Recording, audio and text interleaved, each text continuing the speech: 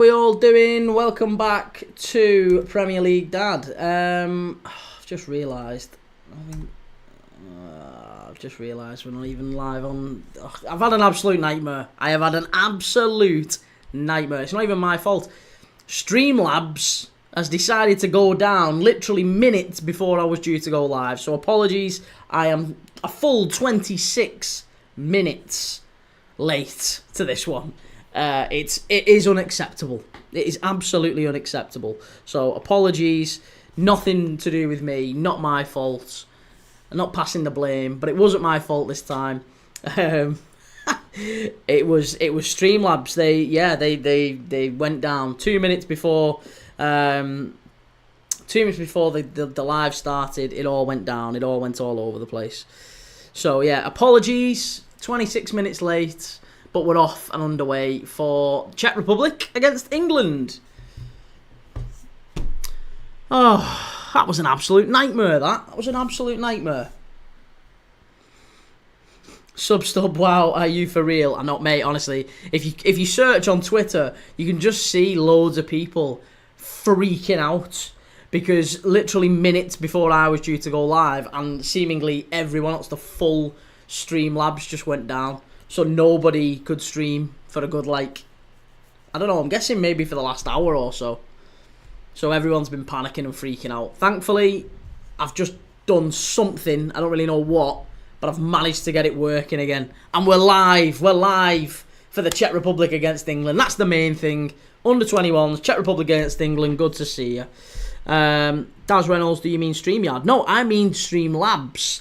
I believe StreamYard went down as well. I haven't got StreamYard. I use Streamlabs. Something has happened. People using Streamlabs, people using StreamYard, people using all sorts of streamers are, just struggling tonight. So it wasn't me. I promise I wasn't just 26 minutes late for nothing. But listen, before we get stuck into this, I do just want to say a big, you're not going to like them. You're not going to like them. That's not your thing. But if you do like a bet on the football, and you do have a little flutter occasionally, right, and you like a bet, even if you've never played bingo before, give it a go, right? Click the link in my description or scan the QR code which is on screen. Download the app, give it a try, right? Give it a try. It's completely different. It's a bit wild and wonderful. I think it's genius, to be honest. I know you're gonna say, yeah, well, obviously you'll say that because the sponsoring the channel. No, I'm serious. It's quite different. It's quite new. I've bet on footy for years, and I think that this is a little bit different, right? Basically, the way that it works is you get a bingo card for whatever game it is you're betting on. If it's, for example, this one, Czech Republic against England under 21s, right? You buy a bingo card. Bingo cards can be for as little as £2, I think, 2 or 3 quid. They're not much. You buy a bingo card, and it generates 15 random events that could happen during this game. And it'll say things like, throw into England, corner to the Czech Republic, right? And it'll say those things, and as they happen in the game, as you see them happen, it'll tick them off on your bingo card. And as you get a line, get 2 lines, get a full house, you get cash, right? You get cash. You can make a small fortune on it. It's definitely worth giving a go. Go and check them out. They're absolutely brilliant on Match Bingo. And as I say, if you set up your account with us, you deposit £5, you get £10 free, right? £10 free. So go and give them a whirl. Deposit £5, get £10 free, only if you scan the QR code or click the link in my description. That'll be on screen throughout this live. There's a yellow card already in this game. We're only 20 seconds in, and Elliot Anderson has been booked. I think. He has. He has been booked. He's an absolute liability, that lad. It was a bit of a naughty tackle, actually. Oh, he did stamp on his foot. Yeah, it's a yellow card to Elliot Anderson already. 30 seconds in. Oh, all over the place.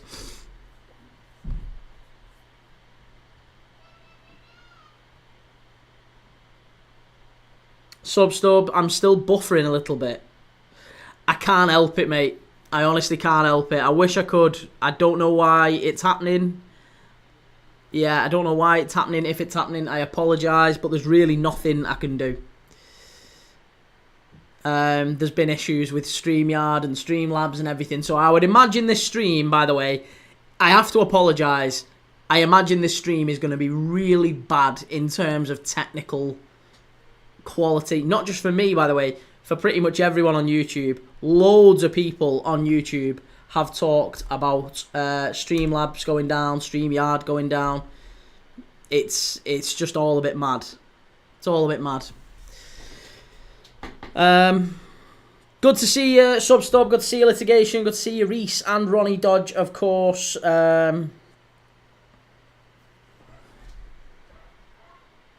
Right, let's have a little look at the lineups. Let's have a little look at the lineups. England down the right-hand side, cleared away. It's going to be a corner to England. We didn't go through the lineup, so let's do them. For the Czechs, let's do the Czechs first. There's not really anyone in the Czechs team that any of us will know, apart from Daniel Fieler. He's the only one I'm aware of, plays for Venezia. Daniel Fieler, he's number 7 for Czechs, for Czechia, or the Czech Republic, up front. So it's Fieler, sorry, Hornicek in goal. Hornicek in goal for the Czechs. Hornicek. And Chalupek, Prebshil, Spashil, Hadas, Vidra, Stransky, Sushomel in midfield. And then it's Danek in the 10 and Sake and Fieler up front. For England, it's Beadle in goal. Beadle's about. Archie Gray at left back. Cresswell, Kwanzaa and Livramento at right back. Jarrell Kwanzaa of Liverpool. Harvey Elliott of Liverpool in midfield. With Elliot Anderson, who's just been booked inside 30 seconds. And Alex Scott of Bournemouth. And then the front three is Amari Hutchinson. Ipswich's Amari Hutchinson, who is being linked heavily with a move to Sunderland for 15 million quid. Jonathan Rowe, he's on the left, Hutchinson on the right, and through the middle is Manchester City's James McAtee. Here is, it's a great chance. It's Livramento. Livramento's gone over to the left-hand side here. Looks like they've changed position. That wasn't great. Wasn't great from Livramento in the end. Didn't really deliver as he needed to.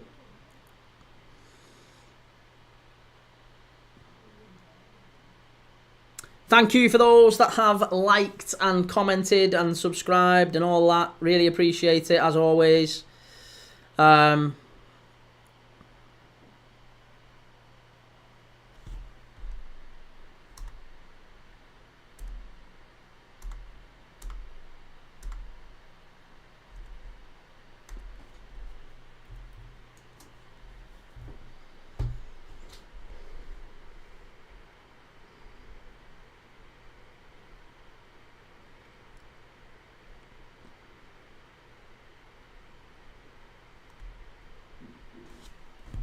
England down the left-hand side here.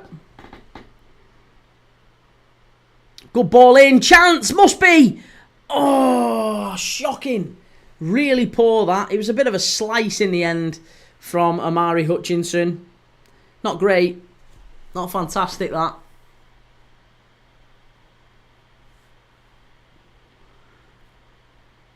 He was onside, Amari Hutchinson. Really good play. Gets to the byline, whips it in, and I think it's McAtee actually who gets a touch on it in the end. Yeah, it is. James McAtee comes in. I think he should get that on target, you know. Am I being a bit too harsh there? I think he should get that on target. Yeah, definitely. Look at this. I left. I don't know if you can see. No, you can't. I don't think. I left hours before. I left this thingy before, and I went downstairs, and my little girl literally started putting tattoos all over me.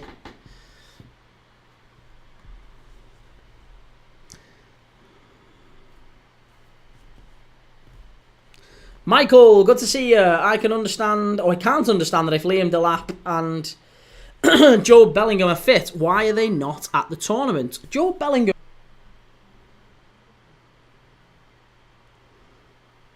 Litigation, I'll give this game a miss with regards to England's first team performance. If I performed like England last week, my girls would be dumping me.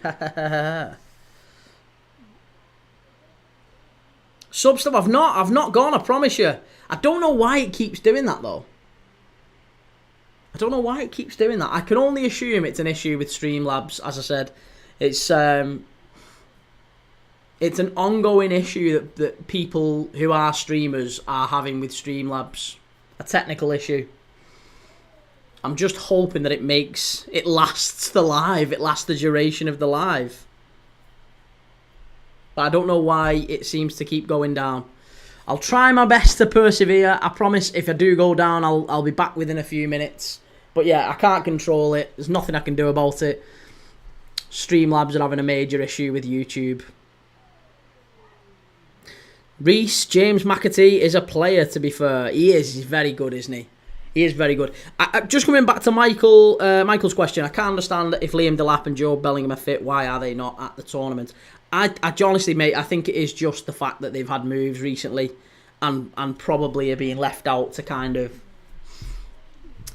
I don't know, maybe shield them from... can't they join up? Are they in the tournament squad at all? Can't they join up mid-tournament? I guess they could do, couldn't they?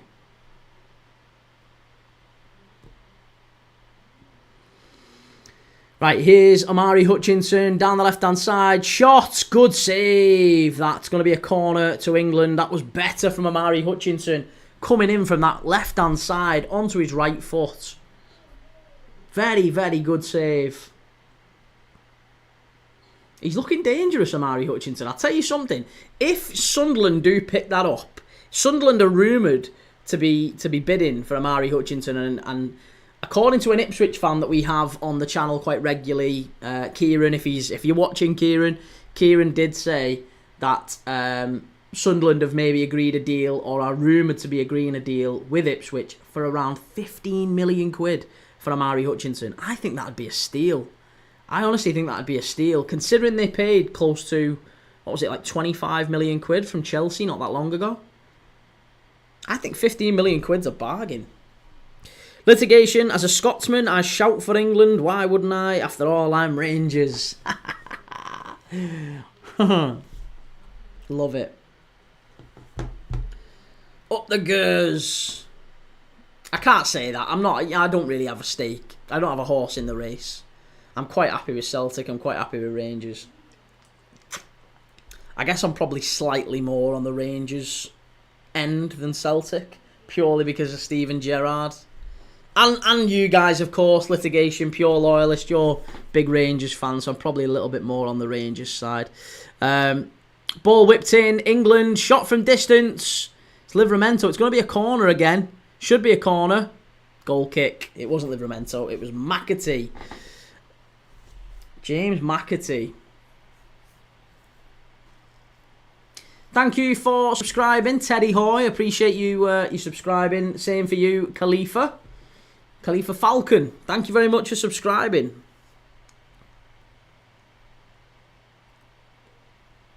This should be one-way traffic, this. I'll be honest with you. It really should be one-way traffic.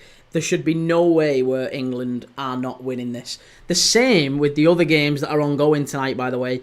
Finland against the Netherlands and Germany against Slovenia. Both of those I would fully expect the Germans and the Dutch, not the Deutsch, that's Germany. The Dutch and the Germans to win in those respective games. I can't see the Czechs really putting up too much of a fight here tonight. England should be beating these easily. With the quality they have in this team, England really should be beating them. Kieran Baines, hi mate, I'm watching Hutchinson in this game. We've just been speaking about you, Kieran. We've just been saying, yeah, Hutchinson, obviously, rumoured to be moving to Sunderland, isn't he? You mentioned that the other day. And here's Czech Republic flying through the middle. Opportunity for them. If they can get it in the box, and they can. Whoa, very close to 1-0 Czech Republic. What was I just saying? And it was the number 9, Sake, who should have really scored there. It was a great ball from the left back. Smashed across the face of goal. And Sake there, the number 9, he was inches away from it. If he gets a touch on that, that's a goal. That is a goal. That would have been 1-0 to the Czechs. And England would have been in the mud. Now then, what are we saying to that?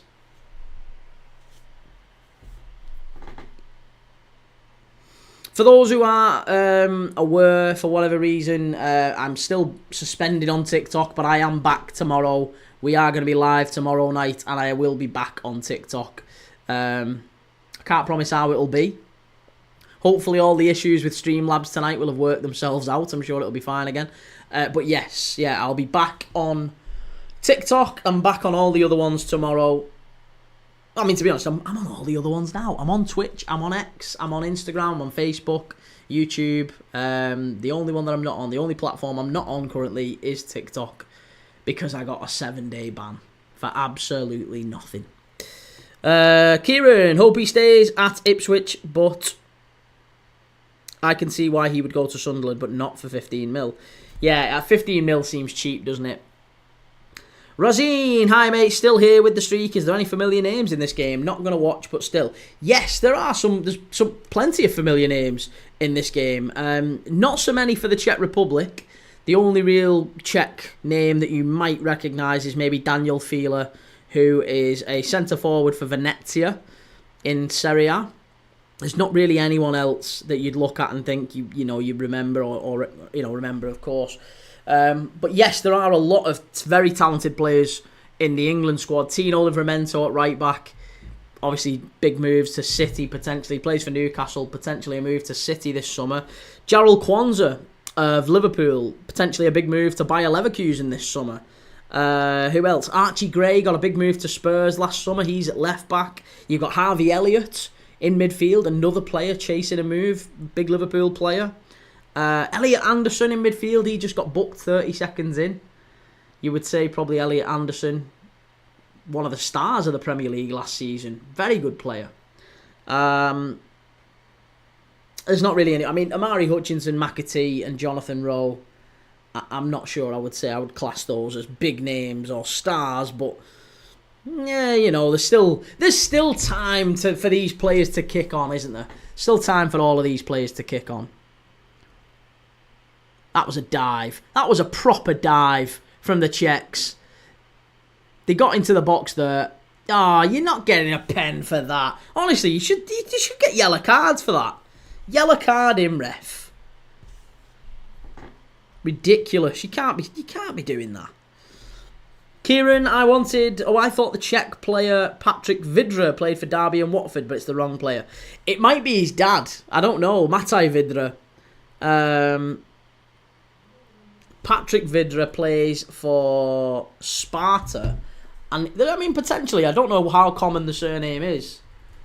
But Mataj Vidra, he could have had him maybe when he was young. Patrick Vidra, is he a relation? Oh, I don't think he is. He's not. He's not a relation to Mataj Vidra. Mataj Vidra, ex-Burnley, Watford. Yeah, he played for quite a few English teams, didn't he? But no, he's not related to Patrick Vidra, who is playing in the Czech team tonight. Michael, a good tournament to look at potential future stars of the beautiful game.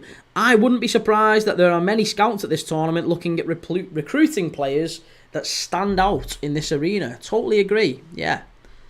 This is why it's such an exciting tournament to watch, because it is. It's all of the next generation, isn't it? All the wonder kids that we talk about. This is where you'll see them. The under-20s, the under-21s, the under-19s as well. Under-19s tournament's going on as well. But yeah, this one's always a good tournament to watch. And obviously England won it a few years ago. Razine, underrated opinion. Bordelas is a great tactical genius. If his team had more budget, then they could be more aggressive, physically strong footballers. Then who knows, maybe they can play UCL footy in a few years. I mean, Getafe, I don't know what where did they end up finishing this season, Getafe?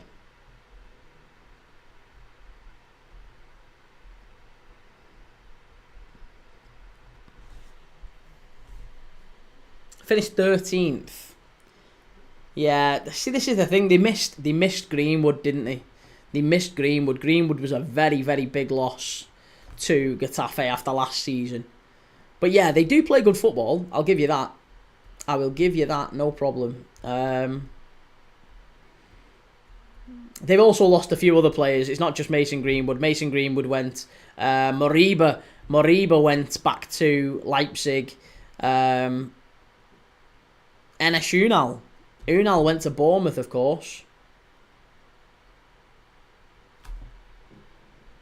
And Juanmi Latassa went back to Real Madrid. Kieran Baines, the lap was in this game too last year, but now he is 22. He can still play. I mean, Harvey Elliott's 22. He can still play in the under-21s older than 21. I think Jacob Ramsey has got the most caps for England under-21s, and he's 23. But yeah, this is where the play... Oh, that's really poor, that. Really, really poor from... who was that? Kwanzaa defended incredibly well there, but I don't know who that was who gave such an easy, simple pass. Too easy. I think it was Scott, yeah. It was Alex Scott there. Really poor from Alex Scott. Should be doing better, I'm sorry. Not good enough, that. Simple 5-10 yard pass. Gave it straight away. Razine, gotta leave, mate. Will be, of course, there for tomorrow. Still won't watch, but to maintain the streaks, we'll watch Club World Cup, though. Let's go into Miami, I guess. Nobody's Razine. Good to see you, as always. Moriba is underrated. Yeah, Moriba's fantastic. I really like the look of Moriba. I thought he was better, actually, after he left Getafe. When he went back to Celta Vigo last year, didn't he? Yeah, he was very good at Celta Vigo, Moriba. And he's one of those players that you could imagine going signing for, like a Brighton. You know, if Brighton were to get rid of Baleba, they could go and get someone like Moriba, and he would really kick on. I think he's a wonderful player. Ex-Barcelona, of course. Came through the Barca Academy, didn't he? Right, here's Omari Hutchinson on the left-hand side. Again, it's just a little bit slow and lethargic. I'm really hoping that Tommy Tuchel's approach to slow down England and make them, lack urgency. I hope it doesn't infect the under-21s as well. It's not good enough.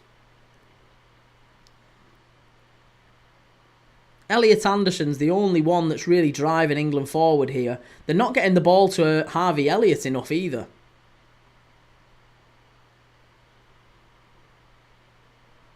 Oh, that's really poor. And it's a free kick to England. Disappointing.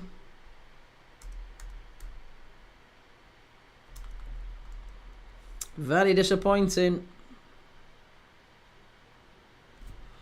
Razine, Carlos Alenia as well. He was like Pedri, but more versatile. Sadly, he couldn't reach a great level. Yeah, didn't Alenia end up going to the MLS? Carlos Alenia. Good player, though. Where is he now? Oh, no, he's at Getafe. He's at Getafe. I'm sure he went to the MLS, though, didn't he? No. No. Who have I got? Who went to the MLS from Barca? Like, obviously, lots of people. I'm not saying Messi. But, like, who went to the MLS? There was a young Barca player who ended up going to the MLS. For some reason, I've got it in my head that it was... Is it Ricky Puig? I think I've got Ricky Puig. That's who I'm thinking of.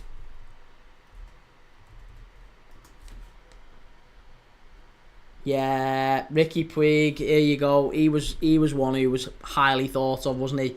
And he now plays for LA Galaxy. That's who I've thought of, not Carlos Alenia.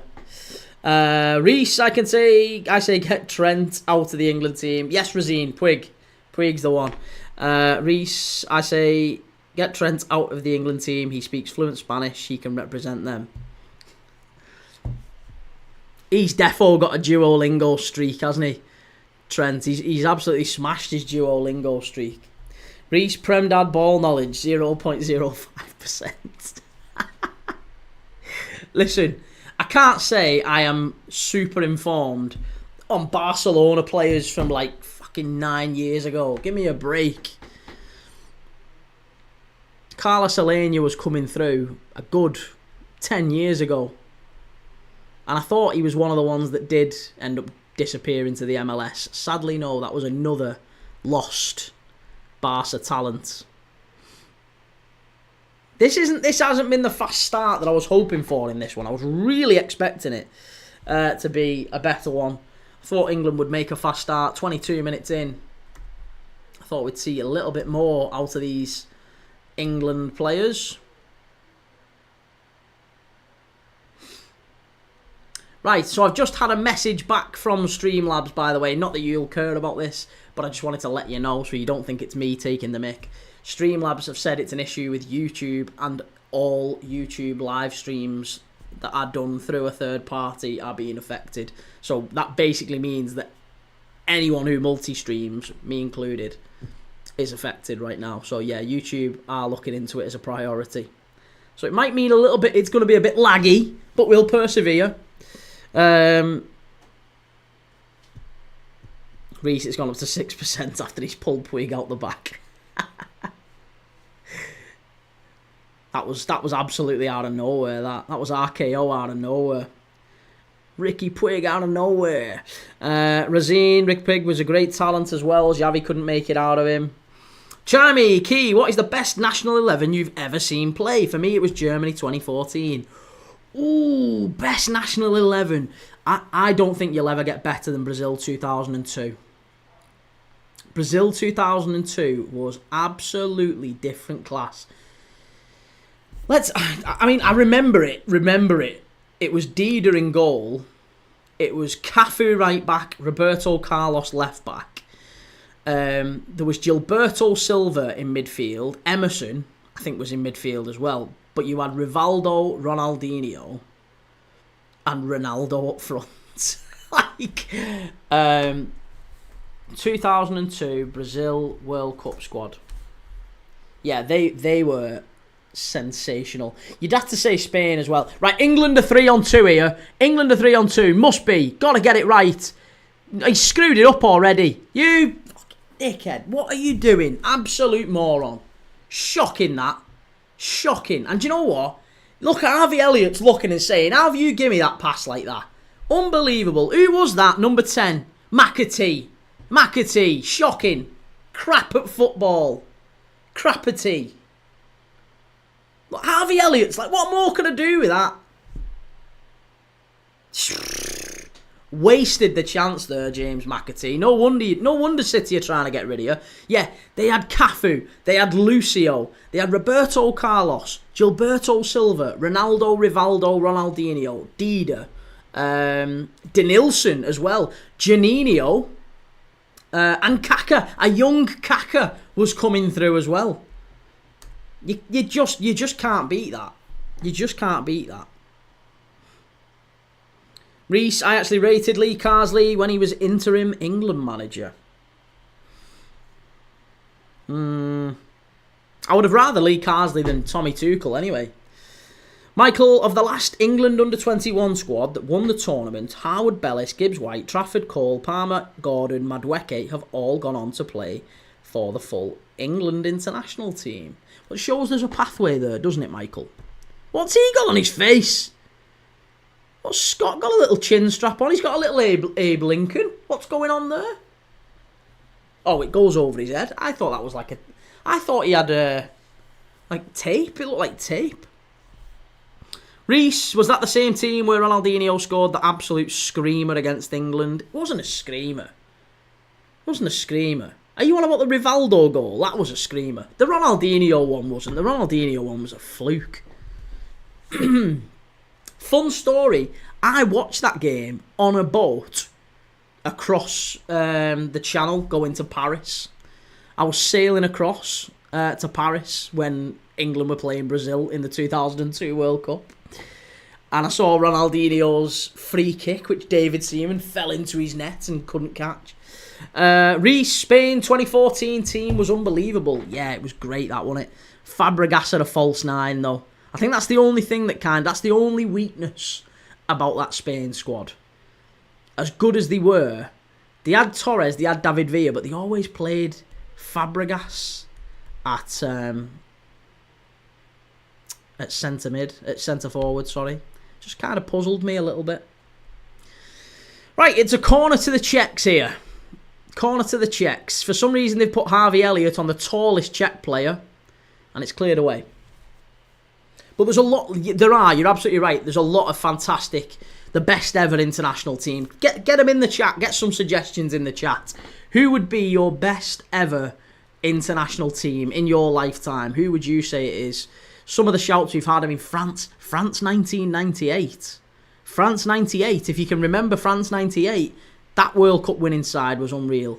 You had Zidane, you had Barthez, but you had Zidane, you had Vieira, you had Makelele, you had Trezeguet, Henry, Petit, Desailly, Vicente Lizarazu. Some people forget how good Lizarazu was. Oh no. Finland under-21s are 2-0 up against Netherlands. Oh my God, that's shocking.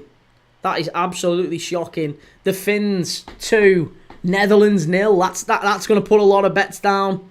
That is going to put a lot of bets down. A lot of bets are going to be down for that. Oh, mine included. Here's the Czechs.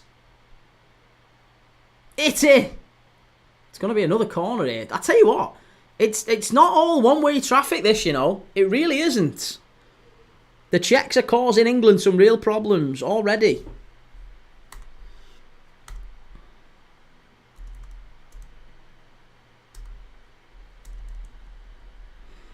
Michael Vieira, of course, yeah. Vieira was brilliant. Fantastic. Zidane, Vieira, Makelele. There was also Dugarry, who's often not remembered as fondly, but Dugarry was a brilliant footballer. Came to the Prem late in his career and did very well for Birmingham, but he was a good player. Frank Leboeuf too. Frank Leboeuf was a good player. And Barthez in goal, albeit he was a bit naff against United. There's a claim for a penalty here from the Czechs. Referee says no, nothing doing. Here's Jonathan Rowe. Great play by Rowe. That's wonderful play. Really, really smart play, that. Jaime Fabregas was initially a second striker at Arsenal back in the 4-4-2 days. Yes, Michael, of course. Laurent Blanc. Again, another underrated player, Laurent Blanc. Another one who came to the Premier League late in his career but did very, very well. Trying to think of other top teams. There are some teams, I mean, I'll go as far as saying I think one of the best teams to never win an international tournament, at least in my lifetime anyway, is the Dutch team. Where they had Dennis Bergkamp, they had Patrick Kluivert, they had Overmars, they had Van der Sar in goal. Honestly, a fantastic Dutch team. Great Dutch team. Kieran Baines, as a Liverpool fan, what are your thoughts on Jarell Quansah? Needs game time. He needs game time. He's a very good player, very talented player, but he isn't going to get the game time at Liverpool. It's kind of the same with Harvey Elliott. Like, selfishly, I would love to keep both of them. In the same way that I would have loved to keep Quaveen Kelleher. But at some point, you have to do the right thing for the player's career. And I think Harvey Elliott could go on and become... he could go and play for England regularly. He could go and play for England. So could Quansah. Both of them could do that, but they're only going to be able to do that if they go to a club that makes them a priority, I guess, so they can develop and kick on. If they stay at Liverpool, they're always going to be bench players. They're never ever going to be a regular starter. Honestly, they're kind of in the position that Curtis Jones is. Curtis Jones is never going to be a starter for Liverpool, and it feels like he's made the decision that he's happy enough with that. He'll still get maybe 30 plus games a season, appearances in all competitions, but he'll only ever come off the bench and start in the cup games. He's never ever going to be a regular starter for Liverpool. Harvey Elliott and Quansah, I think they deserve better. So I think they'll both move on, and both are very talented players.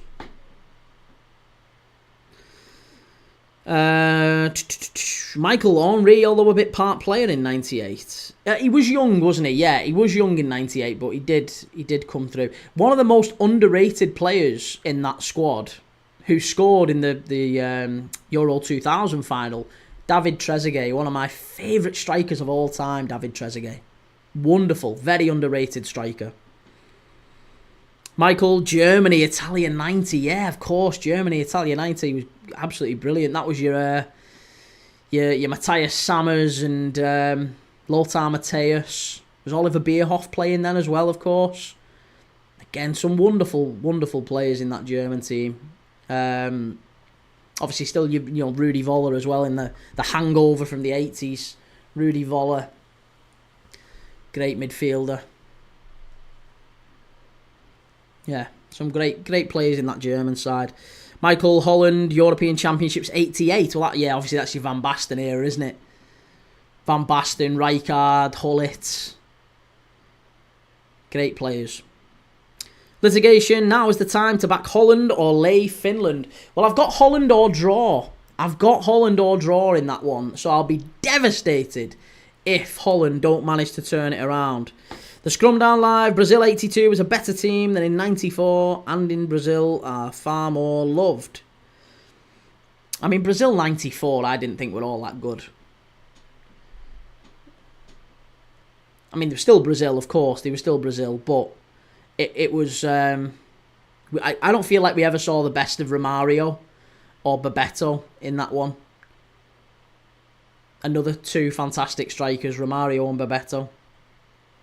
Kieran Baines, who remembers Greece player George Samaras? Yeah, Georgios Samaras. In fact, I can name you quite a few from that Greece side in 2004. Delas, Trianos Delas, the Roma centre-back. You had Samaras. You had Stelios Giannakopoulos from Bolton. You had Charisteas, the great centre-forward for the Greeks. Who else was there? Giannakopoulos. No, we've done Giannakopoulos. Who was the Fulham? Karagounis. No, he didn't play for Fulham. Who was the midfielder who played for... what was his name? The midfielder played for Fulham. Greece, 2004 Euro squad. Come on, help me out. I remember Dabby's ass. We all remember Dabby's ass from Newcastle. That's not what I was thinking about. I was thinking about England with the ball in, punched away by the keeper. Not Bassinas, not Karagounis. Zagarakis. It must have been Karagounis. Did Karagounis play for Fulham? Georgios Karagounis. If he played for Fulham, then I am the nuts. He did! He played basically one season at Fulham. Oh, yes. Get in there. Nico Williams made the decision to leave Liverpool to go to Nottingham Forest for regular football, similar age group to Elliott and Jones. Yeah, and he's got it, hasn't he? And he's now a regular starter for Wales as well. Good footballer as well, Nico Williams. Another one who made the jump, made the move.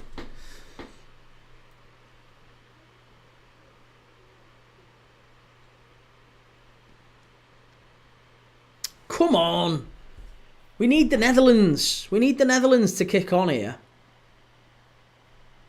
Just want to say a quick thank you to everyone that has liked and commented on the live. If you can, please do like and subscribe. It makes a massive, massive difference. Really, really appreciate it. We're very, very close. Oh, we've just done 5,100. We're now on the journey to 6,000. We've raced to 5,000 very quickly. The channel's only been going 6 months. So I'd love to stay on that 1,000 a month average. It'd be great if we could get to 6,000 by the end of June. So please help us. Please help us if you can. Give us a like, give us a share, give us a subscribe and all that good stuff. Really, really appreciate it. Reese, Prem Dad Ball Knowledge, 567%. On that one, yeah. On Karagounis, of obscure Greek players from 21 years ago, I can give you loads.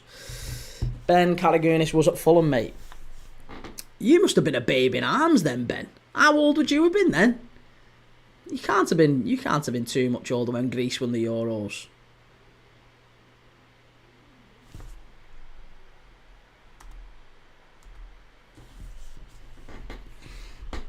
Yeah, I only remember, Stelios Giannakopoulos, he very nearly joined Liverpool. Yeah, he very nearly joined Liverpool. Couple of players I always remember nearly joining Liverpool, and I was gutted that we didn't actually get him. We was very close to signing Stelios from Bolton. And then we very nearly signed Norberto Solano from... was it from Villa or from Newcastle? I can't remember which one of them it was. But we very nearly signed Solano and we very nearly signed Stelios because Rafa Benitez wanted like an older player around the squad. And in the end, we ended up getting Bolo Zenden from Middlesbrough. But it was one of those three, and we ended up getting Bolo Zenden from Borough. Who was a very good player, wasn't he, Bolo Zenden?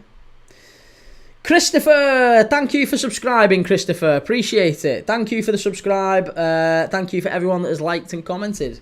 Just while we've got a quick break in play, we are live again tomorrow. We've got 2 more games tomorrow, by the way. Oh, no, that's not true. That's not true. That's a lie. We haven't got 2 more games tomorrow. We've got 2 more games on Saturday. On Saturday, we've got Slovakia against Italy in the Under-21 Championships. And we've got Spain against Romania, again, in the Under-21 Championships. So make sure you stay with us for Saturday. Tomorrow, we have got the big fat summer transfer window show. It's the first time we've actually done a transfer window show on this channel, but we're going to be talking about all the transfer news for all the clubs, not just in the Premier League and the Championship, but we're going to be going across Europe. We're going to be looking at all the teams across Europe, because if you're anything like me, do you ever get to the start of a new season and then you'll watch a team and you'll go, when did he sign for them? I don't remember him signing for them. So this is about us catching up, and England have scored. It's 1-0. Get in there. Who scored it? Is it McAtee or is it Elliott? Who scored it? Is it Harvey? Is it my mate Harvey? I think it's my mate Harvey. It's little Harvey Elliott, innit? Is it? Goal animation up, because England have scored. Get in there, England. See, I've no problem celebrating England under-21s. I just don't like the first team. It was a good ball in from Livramento. Took a big, big deflection. Keeper couldn't get to it. Comes out, and it's Harvey Elliott. There he is. Harvey. Little Harvey Elliott. What a player. What a fabulous player he is. Great goal. Get in there. Big deflection. Keeper couldn't get anything on it. McAtee lays it off, and Harvey Elliott, low shot from about 18 yards out. Does it take a deflection? No, it doesn't. Little daisy cutter straight through the keeper's legs. 1-0 England. Get in there. Reece, Senegal 2025 for the World Cup. They made England look silly. Well, that's not hard, is it, Reece? That isn't hard. England are crap. Chimey, I only remember Papadopoulos. Was he the one who was always injured, played for Schalke?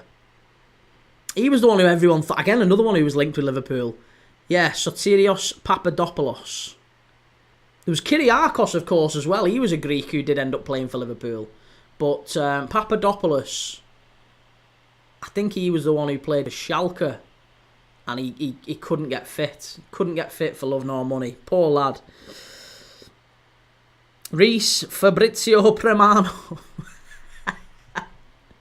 Ben, I was born Jan 2000. Kieran, live score news says Thomas Frank has been appointed Tottenham manager. Sorry.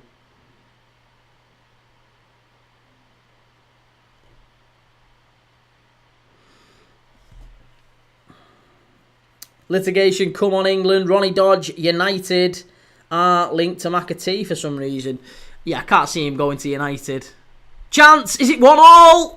Oh, has it happened? Has it gone in? There's a claim. Oh, it was very nearly a goal for the Czechs. I don't know how that stayed out. It was a corner to Czech Republic, and somehow the ball bobbled and it looked like it crossed the line. Very nearly 1-1 there. Oh, frustrating. Croxic Toxic, how is Netherlands losing? I know, mate, 2-0 down to the Finns. And if you watched Finland under-21s... Sorry, if you watched Finland's first team... I watched Finland's first team against the Netherlands the other day. And the Netherlands beat them quite comprehensively. It was 2-0 at half-time, and honestly, they took the foot off the gas. They could have put sunbeds up and just lay there on the pitch. They'd have still won comfortably. Shot from distance, good save from the Czech keeper. So how the under-21s are dismantling The Dutch under-21s, I don't know. Here, let's have a look here. There was a claim for a handball. It was a great block on the line, actually, that. I think it's Jarrell Kwanzaa. There's a claim for a handball. You're not getting that. Jarrell Kwanzaa with the block on the line, and then Beadle keeps it out.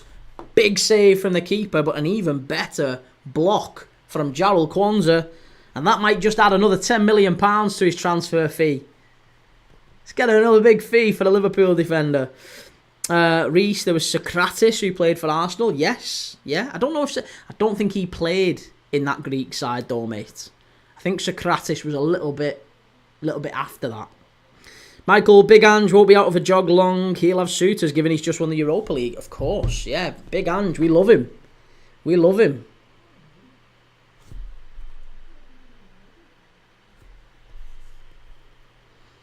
Right, the referee's just having a quick word with McAtee, and there is a penalty check here. This is going to be for Kwanzaa. I'm telling you, it's going to be for a handball from Jarrell Kwanzaa. And now I do wonder. Check over, no goal, oh, no pen, thank God for that. There you go, there's been another goal in the Germany-Slovenia game. Voltemade, who did play for Germany in the Nations League, has just scored for the under-21s against Slovenia. So Voltemade scoring for the Germans to put them 2-0 up. They're well in control in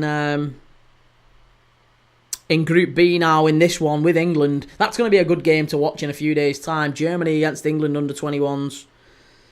As it stands, both the Czechs and Slovenia are a goal or two down. We really need Netherlands to come back into that. Do you know what as well? I've just looked at the stats on the Netherlands game. It's Finland 26%, Netherlands 74%. The Dutch have got all the ball. All the ball. They've had more corner kicks, more big chances, all of the ball. And sadly, they find themselves 2-0 down. England have got the ball in the box here now. Great play, that. Wonderful play. Must be corner. Good block. Very good block by Chalupek.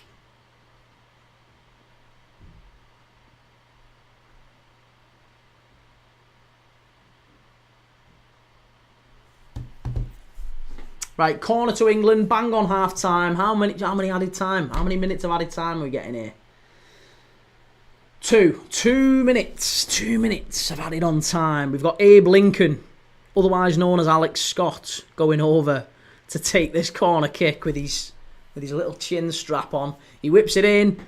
Oh, a bit too heavy. Goes out the other side, and it's a goal kick. Bit too easy, that.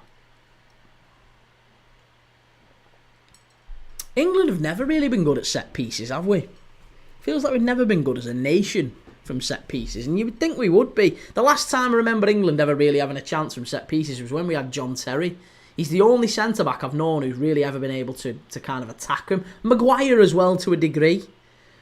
But it feels so often the ball's just been rubbish, hasn't it? Like, I've got to say, even as a Liverpool fan, Trent Alexander-Arnold's ability to put a ball in from a dead ball.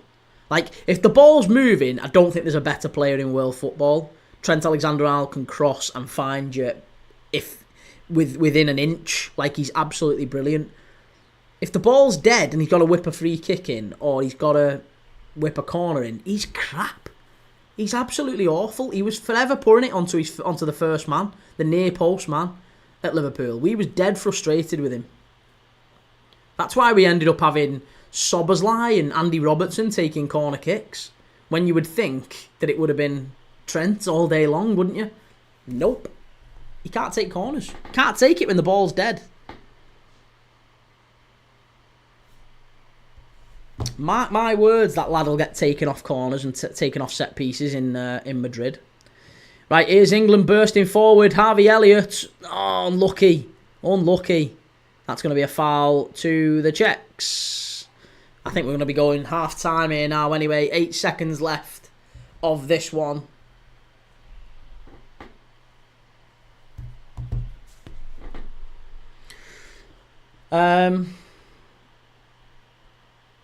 So, while we've got half-time now, here, let's do the half-time thinker. The half-time thinker. We was talking about this the other day. I want to get your opinion on it. Who would you say is the best? Well, let's do 2 questions, actually. First, I want to hear the best brother combination in football. It is half-time now. The best brother combination in football, right? So who are the best brothers in your experience, in your lifetime, whatever way you want to phrase it? Who are the best brothers in football? Is it Job and Jude? Is it Gary and Phil Neville? Is it Ronald and Frank de Boer? Is it Filippo Inzaghi, Simone Inzaghi? Brian Laudrup, Michael Laudrup? I don't know. Let me know. Rafinha and Thiago Alcantara. Lots of good play. I want to hear your thoughts though. I want to hear your thoughts on that. The best brothers in football. Let me know your thoughts. Best brothers. The greatest ever brothers. The Neville says Substub. Kieran Baines. Brighton have signed Kostoulas from Olympiacos. That's a big signing, isn't it? 30 million quid from a young Greek striker. That's I mean, that's bold. That is bold. Chimey, the Alcantaras, yeah. I mean, Thiago was brilliant. Rafinha was very good too. Litigation, Laudrups or De Boers. Ben, I think of all time. The Laudrups, but my lifetime, the Nevilles. Could Jude and Job surpass them, do we think? Because obviously you've got Jude now competing, or at least thinking he's going to compete for the Ballon d'Or, and Job has just made a move on a similar trajectory to him from a championship club up to Borussia Dortmund. So could we be talking about 2 potential Ballon d'Or winners in years to come? Maybe. Who else have we got to talk about? Maybe Thorgan and Eden Hazard. Who else is there? Thorgan and Eden Hazard. I'll tell you one we've missed. We did talk about him the other day. Kolo Touré and Yaya Touré. 2 other brothers, Kolo and Yaya. What do we think of Kolo and Yaya? Yes, Jerome and Kevin Prince Boateng, of course, although they are stepbrothers. You could have Inaki Williams and Nico Williams. They're playing right now. I mean, if you go back in time, you're looking at Bobby and Jack, aren't you? Bobby and Jack Charlton. Before our time, that though, innit? You can't really have them. Andre and Jordan Ayew. Fabio da Silva and Rafael. Nah, you're not having them. The Cannavaros. Fabio Cannavaro and... what's his brother called? Paolo Cannavaro. Oh, Jonathan Dos Santos and Gio Dos Santos, yes. Good shout. Very good shout. Diego and Gabriel Milito. Gabriel, I didn't know they were even related. Diego and Gabriel Milito, no chance. Actually, Rio and Anton Ferdinand. Oh no. Here we go. These are, here we go, the most valuable. These are the top 10 most valuable current players. Current pairs of players, right? So, the top 10 are Leroy Sané and Sidi Sané. Combined market value of £60 million, right? Or 60 million euros. Leroy Sané, obviously, just about to sign for Galatasaray. Sidi Sané, market value 350k, is currently with Bundesliga 2 side Braunschweig. Then you've got Rasmus Højlund and Oscar Højlund, market value of 67 million. Rasmus is 65 million of that, and Oscar Højlund is a 19-year-old midfielder breaking through with Frankfurt. You've got Timbers, the Timbers, Julian Timber of Arsenal, of course, and Quinton Timber at Feyenoord. They have a combined market value of 73 million euros, 8. At 7, you've got Jesus Diaz, who plays for Barranquilla FC in Colombia, and Liverpool's Luis Diaz. Jesus Diaz is worth 150k of that combined 80 million.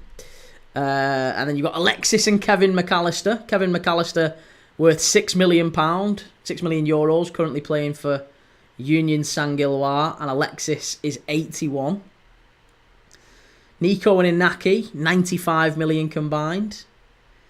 Kefren Thuram and Marcus Thuram, we didn't say those two. Combined market value of 100 million quid. Theo Hernandez and Lucas Hernandez, 100 million quid. Kylian Mbappe and Ethan Mbappe. Now, Ethan Mbappe is still worth 2 million quid. He's only 17 years old. Midfielder. He's only played 3 Ligue games, but lots thought about Ethan Mbappe too. So, Kylian and Ethan. And then number 1 is, of course, the Bellinghams, Jude and Job. £192 million. Michael, Rene and Willy van der Kerkhoff, 1978 World Cup. Michael, Eddie and Frankie Gray, yeah. Chuckle Brothers and Anton and Rio. Safe Salami, streaming. Good to see you, mate. Litigation, Michael, yep, great leads, men. Wow, unreal. Thank you for subscribing, Lewis. Again, just while we're at half-time, if you are watching this, please do consider giving us a like and a subscribe. We've got the big, fat summer transfer window show tomorrow, Friday the 13th, 6 p.m. We're going to be doing all of the roundup of all of the summer transfer window news and all the rumours and talking about different players that could be moving to different clubs. We'll be talking about that. We're also going to be covering, on Saturday, 2 more of the UEFA Under-21 Championship games. And on Sunday, Father's Day, we have got the Club World Cup starting. We've got Bayern Munich against Auckland City. Bayern Munich against Auckland City. That should be about 8-0, that one, shouldn't it? And then straight after that is PSG against Atletico Madrid. So I want to get your thoughts on that. I want to get your opinion. Ronald and Erwin Koeman. Yes, the Koemans. More good players. Very good players.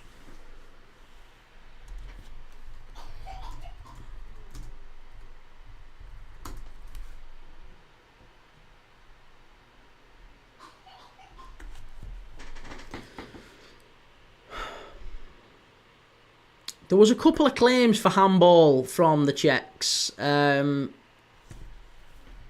It was never likely. I don't think they were ever likely really to get the penalties. Both penalty claims were dismissed quite summarily by the referee. But there was 3 or 4 claims, certainly, who put the hands up. You were never going to get that one for Jarrell Kwanzaa. No chance, sunshine. Peter Lorimer, did he break the crossbar once with a shot? I always thought the hardest shot in football, wasn't that Jimmy Case? I think Jimmy Case held the record, at one point anyway, for the hardest shot in football.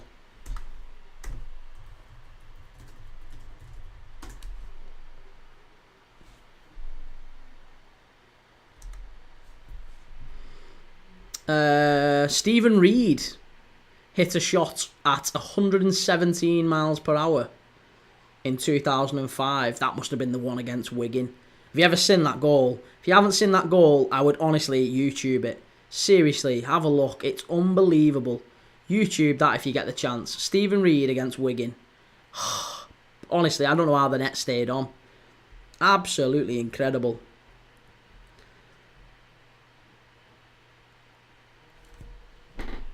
Ben, PSG v Atleti should be a belter. Yeah, PSG Atleti will be good. I think Bayern and Auckland will be good just because we get to see it'll be different types of players, won't it? Elise will probably start. I would imagine Musiala starts. Sadly, Florian Wirtz won't be starting for him. But yeah, Elise, Musiala, Kane. We'll get to see them all.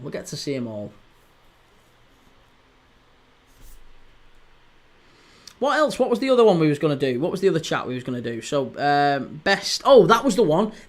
This is a question that came up on the overlap in the last few days. So, who would you say is the best player to manage it? Now, obviously, the obvious one is Zinedine Zidane. because he became a very good manager and won 3 titles back to back or whatever. Who would you say is the best player and manager? I'm talking about a great player who became a great manager. That's what I'm talking about, by the way. Sorry, that was a poorly phrased question. The best player that then went on to become a very good manager. Who would you say that is? There's been some great shouts. Obviously, Carlo Ancelotti was a very good player, won a European Cup as a player, then went on with lots of European Cups as a manager. Zinedine Zidane, another one. Cruyff, of course, you'd have to say. But maybe some more recent ones in your lifetime.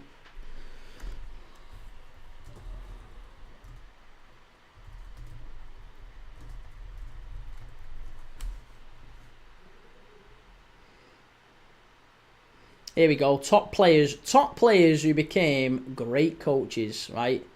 So let's do the top 20. The top 20. Luis Enrique is 20th. Luis Enrique is 20th. Kieran Baines, Vincent Kompany. I don't think he's that good a manager, though. I think Vincent Kompany's well overrated. But Luis Enrique is 20th. That tells you how big this list is. If Luis Enrique's just won the Champions League with PSG, obviously did great at Barcelona. He was a very good player as well. For both Real Madrid and Barcelona. People often forget that about Luis Enrique. He played for both of them. He played for Real Madrid as well. So you've got Real Madrid's and Barcelona's Luis Enrique. 19, Antonio Conte.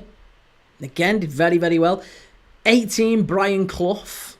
2 European Cups with Nottingham Forest. He was a good player for... Was it Borough? I think it was Borough, wasn't it? 267 goals in 296 games for Borough and Sunderland for Brian Clough. Frank Rijkaard, number 17. 16, Ernst Happel. 15, Fabio Capello. 14, Jupp Heynckes. 13, Luis Kubila. Kubila! Is he Peruvian? He was Peruvian, wasn't he? Or was he Uruguayan? I'm sure he was Peruvian. No, he wasn't. He was Uruguayan. Kubila. I'm thinking of a different player. Then you have Trapattoni, Del Bosque, now into the top 10. Maria Zagallo. Maria Zagallo was a great coach. I don't even know about him as a player, mind. He's the only man in football history, Mario Zagallo, sorry, the only man in football history to be involved in 5 World Cup finals. And he won 4 of them. Left winger with Flamengo in the 50s and 60s. He was in the World Cup winning sides of 58 and 62. And then he was a coordinator as the South Americans claimed the title again in 94. They didn't win it in 94. They didn't win it in 94. Oh, they did win it in 94. That was Italy. But Baggio won it. Baggio skied it. 8, Carlo Ancelotti. 7, Kenny Dalglish. 6, Didier Deschamps. 5, Pep Guardiola. 4, Diego Simeone. 3, Franz Beckenbauer. 2, Zinedine Zidane. And 1, Johan Cruyff. Ben Twist, Carlo, Zizou, and King Kenny. Michael Beckenbauer, litigation, Graham Souness, with my blue tinted glasses. Graham Souness, I didn't think was ever a great manager. He was an exceptional player, but he was never a great manager. Substuff Mark Robbins, Jaime Sean Dyche. Was Maradona a great coach? No, not really. Again, Maradona was one of those who got the job based on the player that he was. He never ever did very well as a manager. I mean, let's have a look at what his actual honours list was as a manager. I don't think it was much. Yeah, he never won anything as a manager. Never won anything. As a manager, he managed Argentina from 2008 to 2010. And then, if you look actually, do you know what he did? He was very smart, wasn't he, to be honest?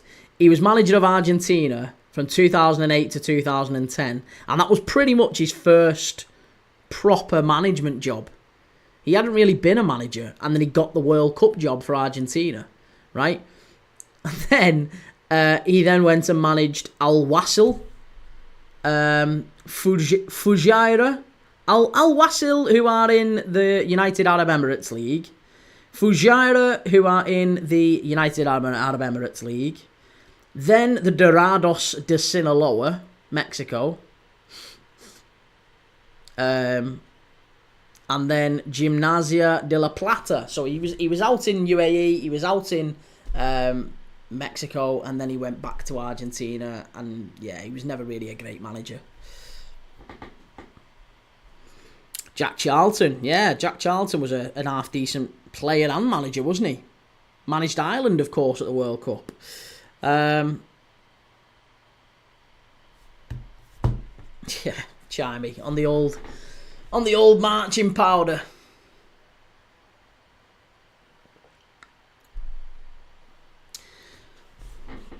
Diego Simeone was exceptional. Right, we're about to get the second half underway.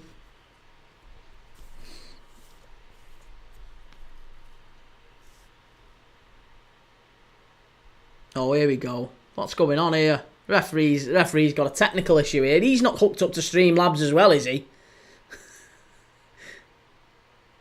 Oh no, he's having a quick word with the captains as well. Litigation, Sven Eriksson as a player of women. Yeah, Nancy Del Olio. He absolutely loved it, him, Sven, didn't he? He was an absolute party animal. What a lad. What an absolute lad he was. Just used the England manager's job as like a full-on introduction line to women, didn't he? Hey, I'm the England manager, don't you know? That wasn't a great Swedish accent. Litigation, I learned from Sven. I don't know what you could have learned from him. Right, I think that's a change. Is that a change for the Czechs? Sushomel coming on.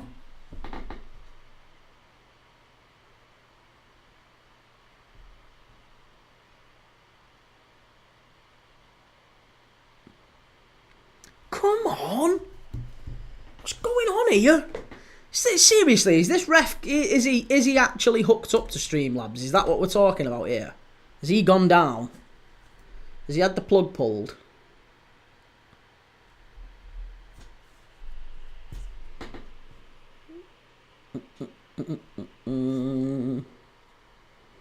Nancy was hot. It wasn't even just Nancy, was it? It was Ulrika. Ulrika was the one. Forget Nancy. Ulrika Johnson. And Sven.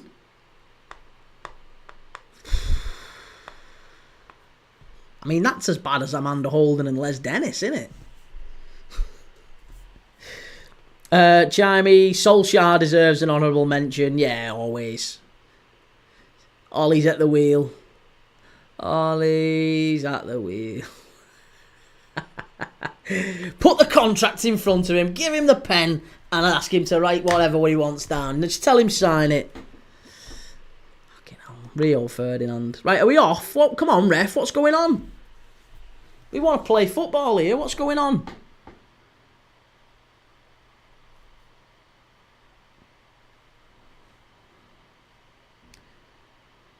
I can't even tell you how desperate I am for Netherlands to turn that around. If Netherlands somehow don't turn that... We're off for the second half, by the way. If Netherlands somehow don't turn that around, I am absolutely in the bin. In the bin.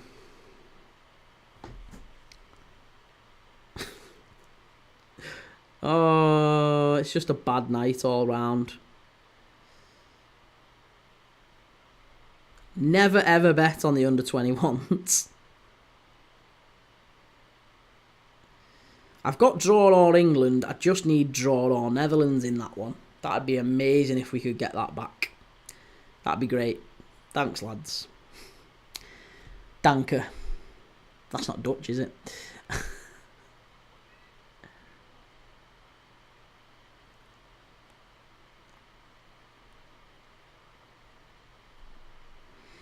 Right. Well, I guess England need to kill this off now in some way, shape or form.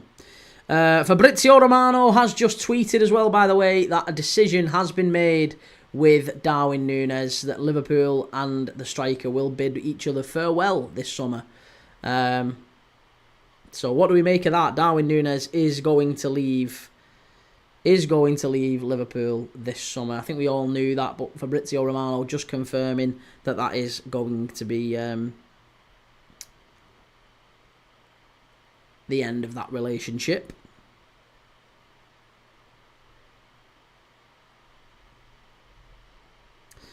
And yet, Tottenham have appointed Thomas Frank. What do we think of that appointment? Are we happy with that? Do we think that's a decent bit of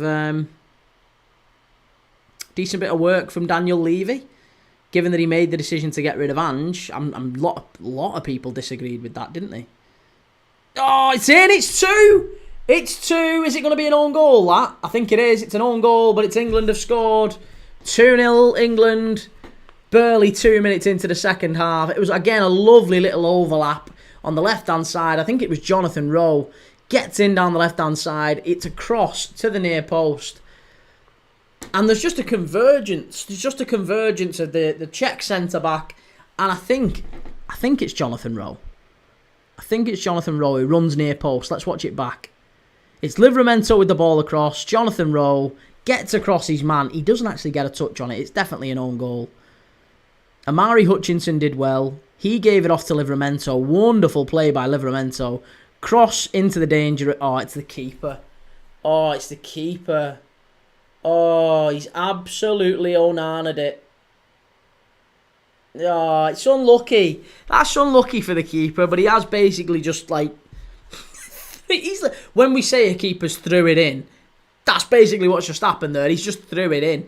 Just threw the ball into his net, and it's Czechs 0, England 2. 2-0. I don't know why Flash Scores have just give that to Jonathan Rowe, because that's ambitious to say the least. I'm not sure that was even going on target from Jonathan Rowe, but it is 2-0 to England. Chimey, United attacked better under Ollie. They did. Yeah, I thought that. I'd have said that. They were certainly a lot more cavalier, weren't they? They threw more caution to the wind. Chimey, is Giggs the only manager to sub himself into a match? Oh no, that's happened quite a few times. I also know that there's only one time in football history that a dad has been substituted off for his son. And that was Ida Johnson coming on. Remember Ida Johnson for Iceland and Chelsea? He came on for his dad in a game. I believe it was at the City of Manchester Stadium. It might have even been against England. I can't remember, but I'm sure that happened. And it was like a big thing that he came onto the pitch for his dad. Yeah, that's one of the things, one of the little bits of trivia, one of the little bit of tidbits that you'll pick up from this channel. If you like and subscribe. I'll throw you one of them nuggets every so often. Litigation laid Finland earlier. I'm quietly confident. When you said laid Finland, what do you mean by laid Finland? I know I should know what that means. But if you've laid Finland, do you mean you've backed the Netherlands? Or Netherlands or draw, maybe. Chimey, players who should be brothers, Darwin Núñez and Timo Werner. That's harsh. Darwin Núñez is a good player. Right, the Czechs, that's offside. Good marshalling though from Jarrell Kwanzaa. That's better. Kieran, I'm sure the England under-21 keeper from Sheffield Wednesday that there is a better keeper. No, he did play for Sheffield Wednesday. Yeah, you're right, but he's actually from Brighton. He's very, very highly thought of. Again, he's one of those next in line with James Trafford to be in the England squad soon. So, yeah, very, very well thought of is James Beadle. Litigation, most thuggish player off the pitch. Joey Barton is true. Oh, it's 2-1. It's 2-1 and it's Fieler. It's the guy I said I'd warned you about Daniel Fieler has scored. Czech Republic 1, England 2, game on. And it's the Venetian striker from Serie A. He points to the sky. Game on. Game on. I thought that was quite poor from Livramento down this side. I think he's got to stop the cross. And when the ball does come in, that's a wonderful header. Who doesn't track him there? Who doesn't track him? Oh, that's poor. That's not good enough. It was Cresswell and Livramento. Yeah, Cresswell and Livramento. Not good enough, that, lads. Free header, 6 yards out. Too easy. And Daniel Fieler. What's that keeper doing? He jumped out the way there.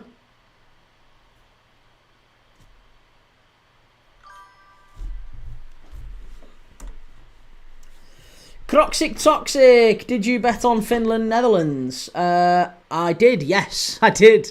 I bet on Netherlands or draw, and I know they're 2-0 down at the moment, so I really could do with Netherlands turning that around if possible. That would be lovely, lovely. Hopefully we get a goal in that one. Just to make it interesting, maybe, in the last 10-15 minutes.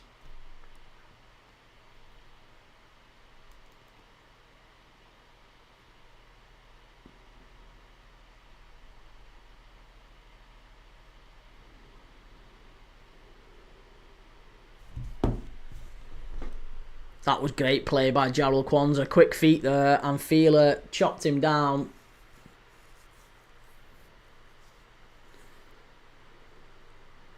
Good defending by the Czechs. That's better. That's much better. Much, much better.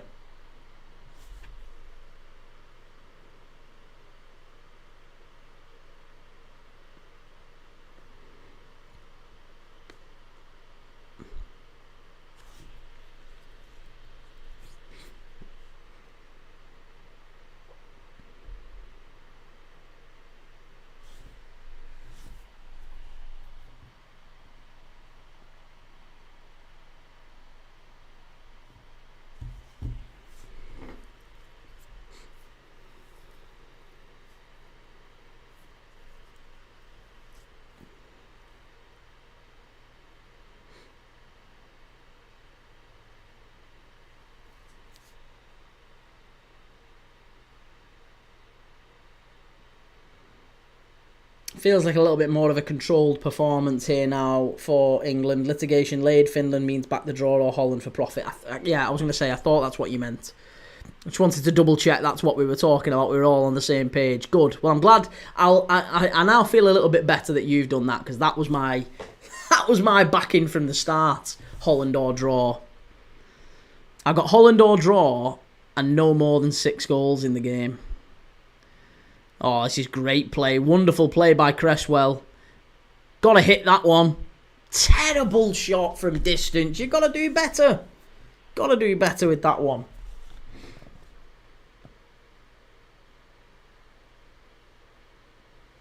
Lee Carsley ain't happy.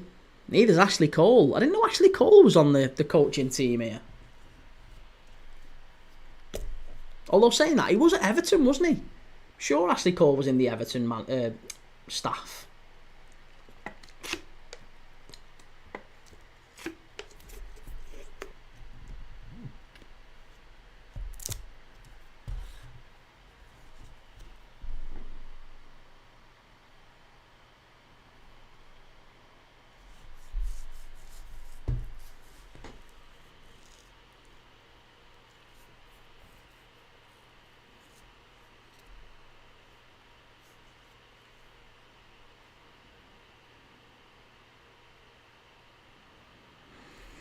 Well, we've got a... someone asked me the other day, what are we doing for Father's Day? What are we doing for Father's Day?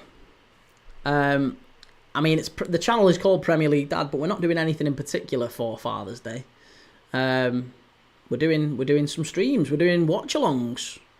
On Sunday. As I say, Bayern against Auckland and PSG against Atletico Madrid. So that's how we're going to spend Father's Day. I hope you've all got your dad's gifts. If you're lucky enough to still have your dad around. Hope you've gone and got him a nice gift and a card. Let him know you love him. If not, whatever works for you. If you celebrate Father's Day, if not, plenty of people who'd say their dad's a waste of space, and that's sadly part of the world as well. Litigation, come on, Holland. Have they scored? Have they scored? Have I missed something? Yes! Get in, Holland! 2-1! Come on, the Dutch! Come on, the Dutch! Oh, please. Please. Get in there. Reece, Scott McSauce and De Bruyne. Napoli about to cook. What if McTominay unleashes De Bruyne? That might happen, mightn't it? That seriously might happen. McTominay and De Bruyne absolutely smashing it for Napoli. You'd love to see it. Chimey, underrated wingers in the Prem. Great question. Underrated wingers in the Prem.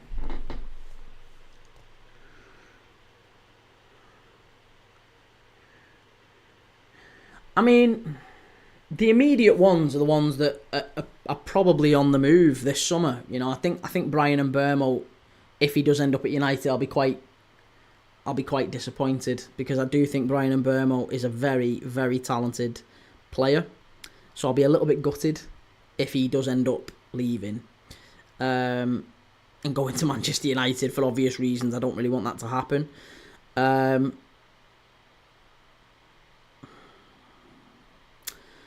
to think, talent underrated. I mean, yeah, there you go. Reece, Saka and Wissa. I would say Wissa's more of a centre forward. Saka, I wouldn't say he's underrated at all. I think Saka, if anything, is overrated. A very good player, don't get me wrong. A very, very good player. But I would say he's overrated. In the sense that, I think he's world class. But there's Arsenal fans who talk about him like he's Mo Salah. He's not that. He's not Ballon d'Or. He's just maybe top 10 in his position sort of thing. He's not that good. He's very, very good, but he's not that good. I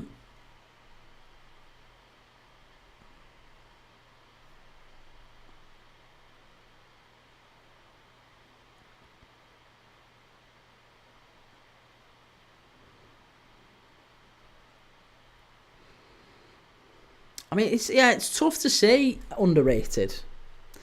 Ben Wissa is great, to be fair, goes under the radar. Even as an Arsenal fan, I have to say Brennan Johnson. Brennan Johnson's not. No, I think Brennan Johnson's rubbish. He just pops up with goals. Do you know what Brennan Johnson reminds me of a lot? Like Dele Alli. Dele Alli at his peak often just popped up with goals all the time, and he didn't actually do an awful lot in the game, but his numbers were quite good. That's what he kind of reminds me of. Chimey, Solly March. Solly March a couple of years ago, yes. Solly March a couple of years ago, I would say yes.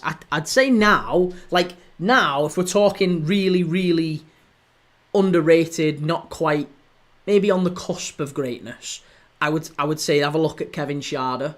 Kevin Schade at Brentford is one I would look at. I don't know, maybe if we would include Damsgaard. I know he's more maybe a bit central. I'll tell you who is. Elanga. Kieran, you know, if McKenna leaves Ipswich, I would take Liam Rosenior. Would you? That's nice, Kieran. You'd take the guy who's just qualified for Europe with Strasbourg. He'd go managing the Championship, would he? I'm only playing.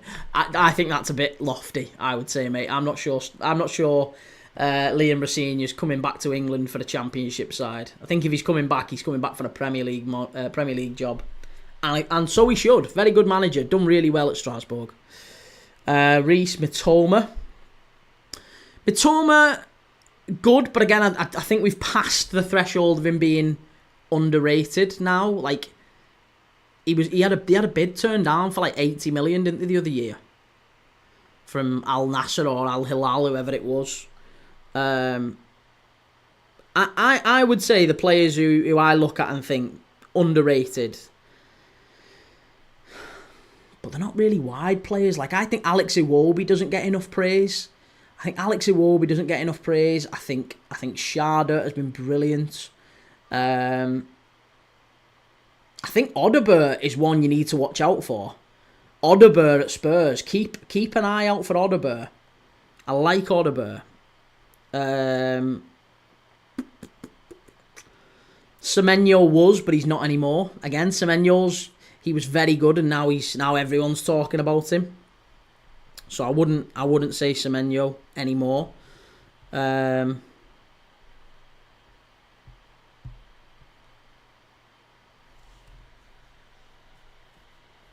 the same with Elise. Like Elise, if you asked anyone maybe 12, 18 months ago, is Michael Elise one of the most underrated players in the Prem? Most people would have said he's a good young player, but I'm not sure if he's underrated. Now he's at Bayern Munich, he's tearing it up, and he's unbelievable, playing as a starter in the French national side. So it's amazing how quickly it can shift. And I think you've got players like Damsgaard and Schade at Brentford who are just on the cusp of that. I'm just trying to think of other players who might fit that bill. Cody Gakpo at Liverpool doesn't get enough praise, mainly because he gets shifted into centre forward a lot. I don't think Arne Slotter's got the best out of Cody Gakpo at times.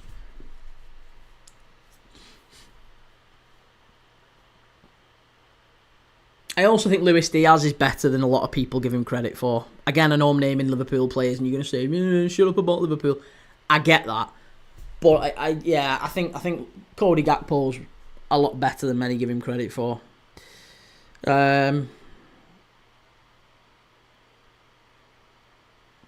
Jared Bowen.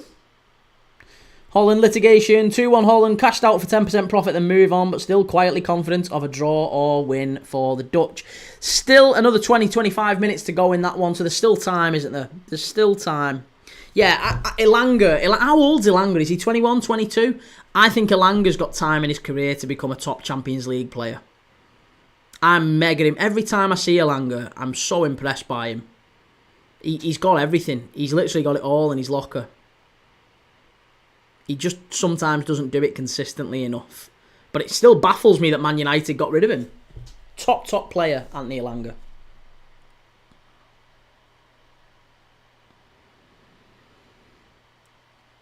Chimey, Harry Wilson. Yeah, Harry Wilson's another good shout. I like Harry Wilson. And again, ex-Liverpool. He started doing it for Wales on the national level. He started scoring a lot more for Fulham as well. I'll tell you what, let's do overrated then. Let's switch it. Let's switch it to overrated. Overrated wingers in the Prem. What do we say to overrated? Overrated wingers. I was going to say Bukayo Saka just to wind Reece up, but I'm not going to say Saka. Reece, I think Trossard purely because he rearranged Pedro Porro. Yeah, just absolutely ACL'd Porro, didn't he? Trossard. Overrated. Right, so overrated I would go with, I think... Oh, I'm going to get so much hate for this because I think he ends up at Liverpool. But I've got a real doubt about Anthony Gordon. I think Anthony Gordon's nowhere near as good as many give him credit for. Anthony Gordon reminds me a lot of what Jack Grealish used to be when he was at Aston Villa. And I always said that I thought Jack Grealish was overrated. Now, I'm not saying I've been vindicated or proven right in that, by the way, because he's still gone to City and won a treble and all sorts, right? But I think Anthony Gordon's overrated. He had a sensational season last year, and then the season just gone, he was a bit... Yeah. I just wonder whether that first season was a bit of an anomaly for him at Newcastle. Reece, Marcus Rashford, Chimey, has to be Doku. Is Doku overrated? I just think Doku's crap. He's like Savinio. I just think he's rubbish.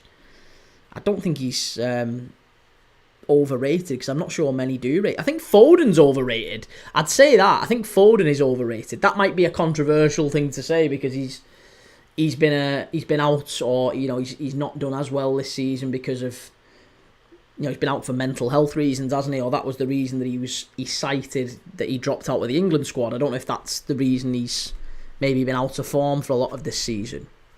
But certainly he said he felt not mentally adequate or not mentally ready to play for England. So, yeah, I think Foden is overrated, and I thought that even when he won the Player of the Year, I didn't think he was great. Whether we would characterise Foden as a winger, I'm not sure. Madueke, I am absolutely certain he's overrated. Madueke annoys me. He just annoys me. He's a shocking player. He's absolutely shocking. I don't know how he gets anywhere near the England squad. Baffles me. Yeah, baffles me.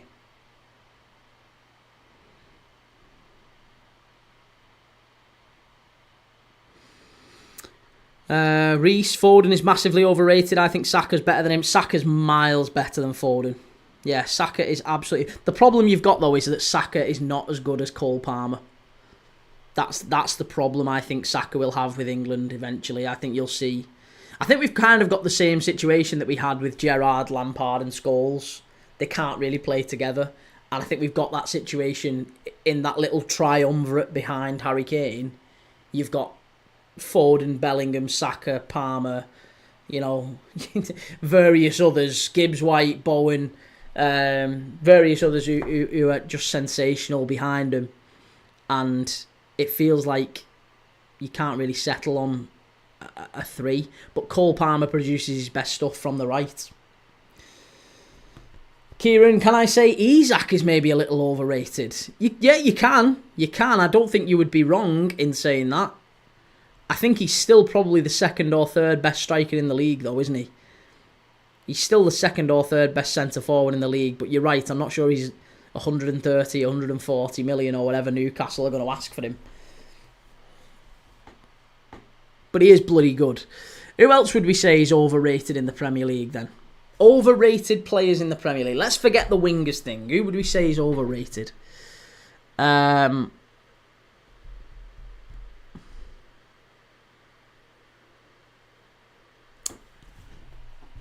Right, Jonathan Rowe is coming off here for England.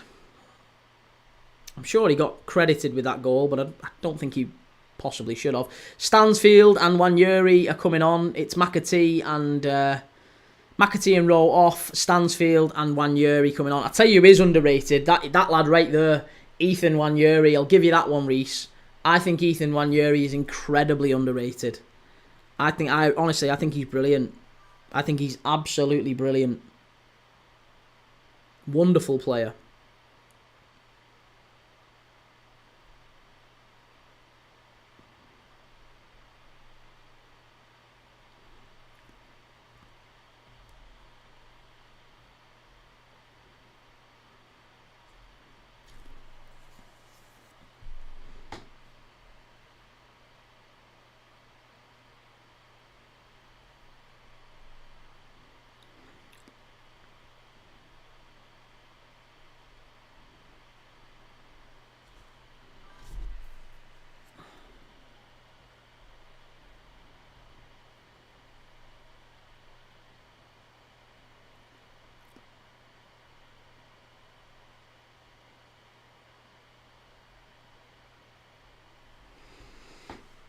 Chimey, Chris Wood, over or underrated? I just think he is what he is. I wouldn't say he's overrated or underrated, to be honest, mate. I think Chris Wood is someone who's had an unbelievable season that we just didn't know he had in him. But I think if Forest are smart, they buy a top centre-forward this summer. Like, if they go again with Chris Wood, I think they're absolutely stupid. Absolutely stupid. Kieran, I would love to see Son in another team. I think he's underrated. Not anymore, is he? I think this season we found that, and it's really sad to see. I mean, obviously he got the win in the end. He got the goal and he got the trophy in the end from at Spurs. He got that Europa League win. But I do think that ship has kind of sailed, hasn't it, with Heung-min Son? Wonderful player in his day, and I really, really liked watching him. But yeah, the time has come and gone that he's underrated. He's now in his 30s and he's picking up injuries. He's lost that extra yard. Andrew Wright, good to see you, Andrew. It's been a good game. It's been a very good game. Czech Republic 1, England 2. 20 minutes left to go in this one. I'm hoping and praying that the Netherlands can pinch one back in the other game. It's Finland 2, Netherlands 1 in that one. Really hoping that the Netherlands can step up and get a goal back. And get an equaliser in that one.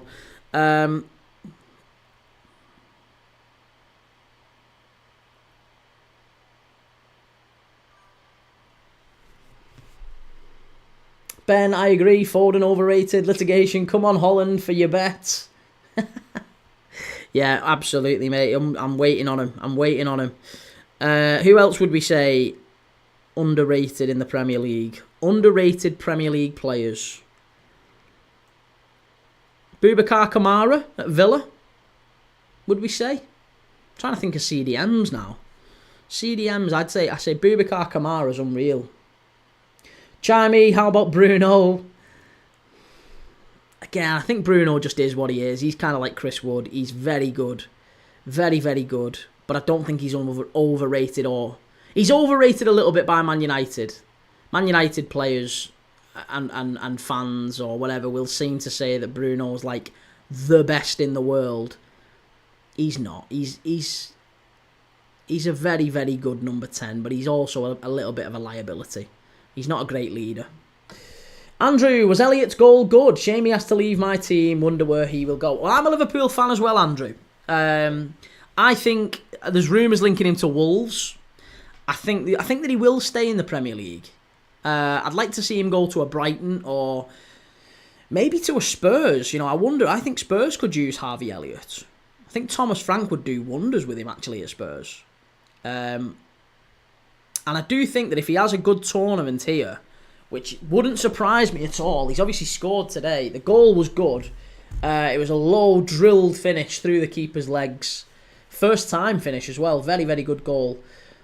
Oh, this is wonderful play by Amari Hutchinson down the right-hand side. Must be. Oh, really unlucky that. It's going to be a corner. It wasn't Hutchinson. It was Wanyeri. Why have I said Hutchinson? Hutchinson's on the left. Wanyeri there. That's why we love Wanyeri.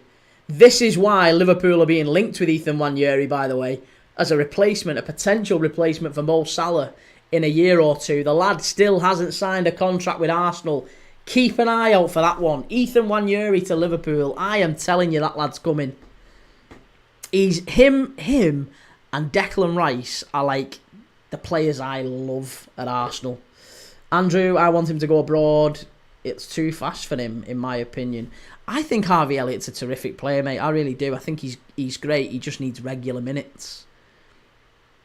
But I agree. I think he would thrive in a Bundesliga or a La Liga, wouldn't he? I think he'd do all right in those leagues. Probably does just need a little bit more time on the ball. He's quite slight as well, isn't he? But we've seen slight players can do well in the Premier League. There he is again. Wonderful play by Wanyeri and Harvey Elliott linking up. Hutchinson, it's going to be a corner to England again. Andrew, we've done that one. Chimey, I think Maddison is extremely underrated. Yes. I used to watch Spurs games before he got injured. 100% agree with that. Maddison gets a lot of stick. Again, very, very good player. I'm trying to think of players now who I like in like every team. Chelsea, I like Cole Palmer. I really like Cole Palmer at Chelsea. I like Moise Caicedo. I used to hate Cucurella, but he's kind of growing on me a little bit. Andrew, Arsenal would rage if they lost him. He's one, I am telling you, I think if Mikel Arteta is still at Arsenal in 18 months' time, I'm telling you Wanyeri, maybe even 12 months' time, I'm telling you Wanyeri's looking to leave. It's in! It's 3-1 England. It's a great goal, a great header off the corner. And it's Charlie Cresswell. It's the player we've been talking about. Toulouse's Charlie Cresswell. He was part of one of the very, very best defences in Ligue 1 last season. And I was banging the drum for Charlie Cresswell. He came from Leeds United. He moved over to France, moved to Toulouse. Absolutely sensational performances for Toulouse in Ligue 1. As part of one of the better one of the more tougher defences in Ligue 1. And he's brought that into this tournament. A fantastic rising header, towering header over the centre-back. Into the bottom corner. Keeper, no chance. Wonderful goal. And it's 3-1 to England. Toi. Un toi. Reece, Garnacho overrated.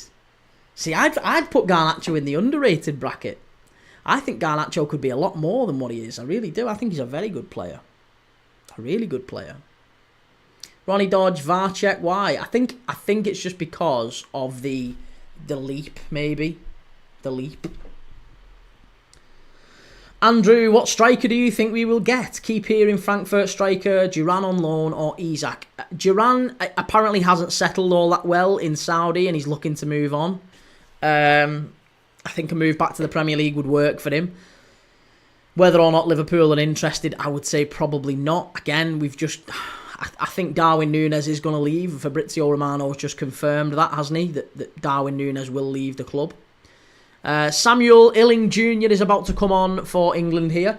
Ekitike, it seems to me that Liverpool is the place that Ekitike wants to go. Now, and I'll explain why I'm saying that, right? I'll explain why I'm saying that. Ekitike, very, very good player. He's been linked with Chelsea, he's been linked with Liverpool, and today he's been linked with Manchester United, right? I think Liverpool is the place he wants to go. Eintracht Frankfurt have put a price tag on him of 85 million quid. I think Liverpool aren't certain about him at that price, or at least not as certain about him that they need to be to spend anywhere close to 85 million quid on him. I think the strikers that we would spend that sort of money on are, or even more, I think we would spend more than 100 on the likes of Julian Alvarez or Alexander Isak. And I still think those two are the possibilities, by the way. I think Alvarez is on the table because Atleti are looking at Darwin Núñez. Isak, I think, is also still on the table because it looks like Newcastle aren't really getting a lot of business done. And I think there's a possibility that Newcastle just begrudgingly accept that they've not been able to impress him enough this summer. You know, the one player they wanted to start the window with, Brian Mbeumo, basically told them to leg it, and he's going to Man United. So, yeah, I think Newcastle are a little bit wobbly at the minute with Isak and Julian Alvarez, Isak. They're the two that I think Liverpool really want, but we've got other business to get done first. Like maybe trying to sell Darwin Núñez, Luis Diaz, you know, maybe other big sides, Jarrell Kwanzaa, Harvey Elliott, Tyler Morton, Federico Chiesa, Kostas Tsimikas. You know, maybe even Ibrahim Konate as well might end up going. We don't know what's going to happen with all of these. So I honestly do think there's a lot of outs to be done at Liverpool still. And when that happens, that might trigger another big in. So it'd be interesting to see. And we saw today that Ekitike's agent has put news out saying that, you know, Man United have bid, or Man United have made contact with Eintracht Frankfurt about a potential £100 million move. There's absolutely no way that Manchester United, one, can afford him, and two, that he would consider going there when he's got Chelsea and Liverpool. I think that's one of them where he's being almost trying to force Chelsea and Liverpool's hand a little bit. Chelsea are prioritising Osimhen and I think Gyökeres as well, aren't they? Arsenal are prioritising Sesko and Gyökeres. Ekitike is not prioritised by anyone at the minute. So I just think that's his agent feeding information out to say, come on, hurry up, my lad's got to move to Man United here unless you act quickly. So I think it's just to try and scare Liverpool a little bit. Jaime Garnacho will reach his full potential soon. I think so too. Yeah, I think so too. Kieran, do you think Everton's Beto? Is there a player in there somewhere? No. No, he's just a bit too clumsy, Beto. He's all right, and there's a bit of movement and a bit of, you know, he can finish when he wants to, but I don't think he's ever going to be any more than maybe a 10 goal a season striker at best. You know, Yeah, I think Everton need a new centre forward. Be interesting to see where Dominic Calvert-Lewin ends up. Again, that's another thing that keeps persisting. Newcastle linked with Calvert-Lewin, United linked with Calvert-Lewin. Like, on a free transfer, that seems to make a lot of sense for those two clubs. Ronnie Dodge Cunha has his club interview tomorrow. Be interesting what he says, to be honest. Well, I think he'll probably just repeat that he's a fan of the club and he's always wanted to play for United. The same stuff that you hear from most players, to be honest. I don't pay much attention to players' interviews just because they all tend to parrot the same information anyway, don't they? Ronnie, Newcastle wanted both Cunha and Mbeumo, and they both want United. One is signed today. We don't know if Mbeumo wants United. We know that Mbeumo is at least has had his head turned by £250,000 a week up from his 50,000. That's what he wants, not necessarily Manchester United. But don't get me wrong. I think that still, even if that is the reason, there's no reason why that isn't why Mbeumo ends up at United. He probably does end up at United. I'll be gutted, and I honestly, mate, I will be gutted if you end up with Mbeumo and Cunha, because they are probably two of my favourite non-Liverpool players last season. If they end up at United, I'll be gutted, because I think you'll have two terrific players. Andrew, do you think 150 million to 200 on sales? I mean, do the math. We did this the other day. So, Kelleher was what? 12 to 17, let's call it 50. It was 12 million quid, let's call it 12. 8 for Trent, so that's 20, right? So 20, and then you're looking at Kwanzaa, 40. Allegedly, we're talking for 40 for Kwanzaa, even if we get 35 for him. Tsimikas, 10. I think maybe 30, but maybe 25. Let's say 25. I think you're looking at 80. And I think you're looking at about 65 for Darwin Núñez. Chiesa, probably about... Excluding the likes of Bajcetic, Yaros, Dans, Doak. We don't know what's going to happen with Ben Doak as well. Everton are really chasing Ben Doak. Ben Doak might be 25, 30 million quid. So you might be looking upwards of 300 million. I'm not even kidding. It might be 300 million quid that Liverpool can bring in this summer. Mostly on players who, didn't play a massive amount last season. Chimey, I would go all out for Evan Nilsson. I'm really surprised he plays for Bournemouth. Evan Nilsson looks a lot like a little bit like dare I say, a little bit like a Bobby Firmino regen. I see a little bit of it in João Pedro at Brighton, but he does so well, doesn't he, when he drops deep, Evan Nilsson. He just doesn't quite do enough in terms of numbers, I think, to attract the top teams. But he is a talented player. Andrew, what about Eze? Eze, 60 million quid. I think the only thing that goes against Ebereich Eze is you're talking, what, 27 is he? I think he's 27 or 28. He's 26. 27 in like 2 weeks. So that's the problem, is for 60 million quid, which is what it'll probably be to get him out of Palace. 60 million quid, you're not paying 60 million quid for a 27-year-old lad. I just don't think there's too many teams paying that. As good as he is, mind. Liverpool have a general rule, don't we? We don't really pay big money for over 24, 25. That's our sweet spot. So we don't go higher than that. Andrew, so we could easily afford a top striker then, 300 million. Yeah, I think we've got to get that business done first, though, Andrew. I think that's the important thing for Liverpool, is staying sort of cash positive, making sure that we've got those outs covered, you know.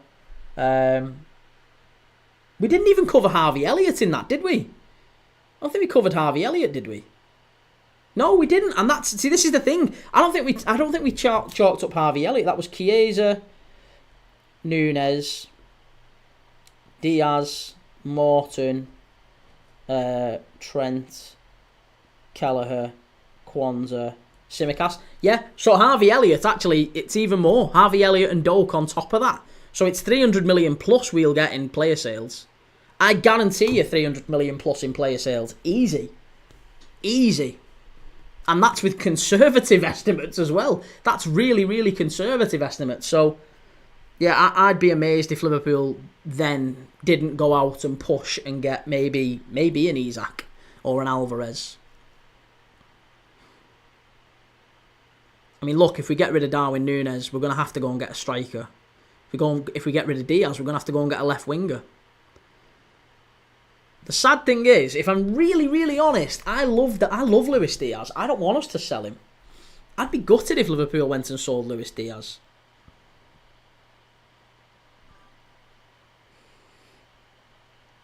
Andrew, yeah, Red, we want a striker, a winger, centre-back. I think we want at least a striker, a winger, a centre-back, and a centre, a CDM, like a number 6, a holding midfielder. We might even yet sell Ibrahima Konate as well. Again, I hope that's not the case, but Konate is stalling on a contract and we don't know what happens with that one. There's 5 minutes left. 5 minutes left in the Finland and Netherlands game. Oh, come on the Dutch. Come on you Dutch. Litigation, gotta go all. See you all soon. Take it easy, Litigation. We'll see you maybe tomorrow for the big fat transfer show. But I'll see you tomorrow, mate. Take it easy. Have a nice night, whatever you're doing. Here's the checks down the left-hand side. Stood up well. Chance here. Cleared away. Wonderful play that by England. Andrew Wright, I'd rather sell Konate than him leaving for nothing. 60 million at least. Yeah. That's the position that Liverpool are in. He's got 12 months left on his contract. And I think Liverpool are basically saying to him, you either agree this deal now or we're selling you to the highest bidder. And you'll go. You know, we want. I mean, he doesn't have to go, I guess. He doesn't have to go. That's going to be the really frustrating thing for Liverpool, isn't it? Is he might end up saying, nah, I'm fine, I'll stay. I'll stay and I'll get a big signing on fee next summer. But I do think he wants to stay. I just think there's a bit of a negotiation going on right now between Liverpool and whether or not we're able to give him the 200 grand a week or whatever it is that he wants. Andrew, we all know he wants to do the same as Trent. I don't know if he does. I think that the problem Liverpool have got, Andrew, is we've always paid quite low wages. We sign good players and put them on low wages with big bonuses, right? So, Luis Diaz, for example, is on like 60 grand a week, which is less than Justin Kluivert at Bournemouth. It's less than, I think it's less than Semenyo at Bournemouth. It's not a wage that is befitting a top winger, which Luis Diaz undeniably is. You know, no one would argue anything other than that. Luis Diaz is a top winger, and he's on a wage that's a bit mad for him. The problem he's got is he's still got another 2 years left on his contract at Liverpool, and Liverpool are like, we're happy to keep you on that. We'll keep you on 60 grand a week for 2 years. It's fine with us. Luis Diaz is like, yeah, but I'm getting offers for like 250 grand a week at Barcelona.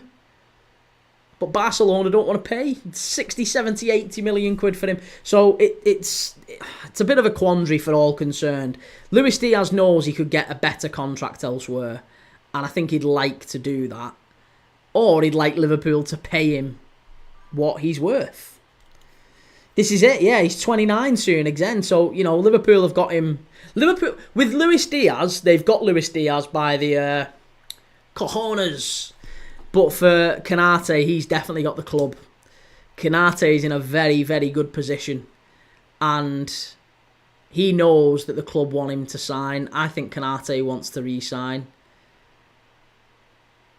And the mad thing is, I actually think if Konate was to re-sign, not only would he re-sign, I think he'd be one of the favourites for captaincy.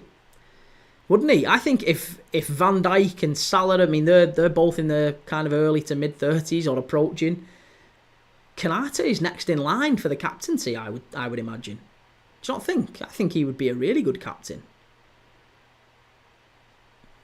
Love him, boo. But yeah, I mean, the temptation's got to be there for him to think, well, actually, I might just not sign, leave on a free, and then he can go to Real Madrid and he can go and get a £25 million signing on fee. England are in here. Chance for England. Too easy. Far too easy. Harvey Elliott gives it back to him.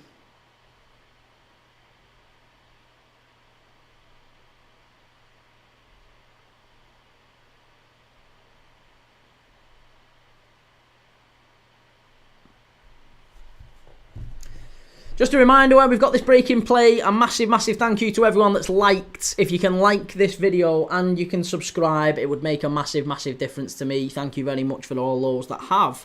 Litigation back again. Congratulate you on Holland coming back 2-2. Have they come back? Have they actually?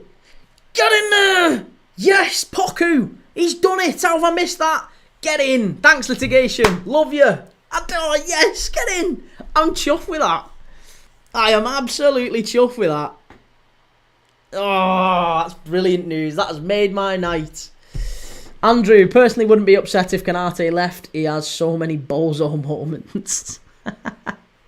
I really like Konate. I think he's, after Van Dijk, I would argue he's the best centre-back in the world. And I know some would argue Gabriel and Saliba at Arsenal. I don't think they're better than him. They might be as good, but I don't think they're better. I don't think they're better than Konate. He's a wonderful centre-back. Chimey, do you think Saudi could tempt Diaz away from the Prem? For sure. Yeah, I don't think Diaz wants to go to Saudi. It seems to me that Diaz is pushing for bigger wages at Liverpool. He wants bigger wages. Because I think if we're all being reasonable and fair, who can be expected to live on 60 grand a week? It's an absolute pittance. It barely pay for me bolt, that. But yeah, Luis Diaz, 60 grand a week is what he's on at Liverpool. It ain't great for a wide player of his quality. He knows that. He wants Liverpool to give him a new contract on decent cash. Liverpool aren't silly. They're not going to do that. He's got 2 years left on his contract. By the time that contract finishes, he'll be 30. They don't want to sell him. And they don't really want to. They don't need to sell him. They don't want to sell him. They'd rather keep him. So unless Diaz absolutely kicks up a fuss, I can't see it going. And I can't see. This is why I think Diaz and his agents are trying to manufacture a lot of these moves. His agent's probably talking to a lot of these clubs and saying, come on, go higher, bid higher. You've got to go to 70 million, go to 80 million. Tyler Morton's just come on there. Tyler Morton, who is a Liverpool player, who is available for transfer this summer, he has just come on in the England Under-21 Championships, and he does very, very well. So, yeah, I think Tyler Morton will go for big cash as well this summer. At least 20-25 mil. There's a bargain there for someone. Luis Diaz, Tyler Morton, Ben Doak. Liverpool, I've got the for sale sign up on a lot of players. Andrew Wright, Diaz only wants Barcelona. Yet allegedly so. It's another one doing the rounds. I think this one's going to finish, I've got to be honest. The ref is about to blow up. Czech Republic 1, England 3. There you go. It's all finito here in Slovakia. Great header from Charlie Cresswell to seal the win for England. It was Harvey Elliott's goal that started it all off. Then it was an own goal after great work down the left-hand side by Livramento. The Czechs did get back into it to make it 2-1. They gave us a slight scare, but Charlie Cresswell's towering header off the corner. Exceptional from England, and job well done for Lee Carsley and his men. And they move on, because the next two games they've got Germany. Germany under-21s against England under-21s coming up. So yeah, lots to look forward to. Lots and lots to look forward to in that one. And we're live tomorrow again. So for those who are sticking around tomorrow, thank you. Please do like, please do subscribe. And I will see you all tomorrow night. Take it easy. Lots of love.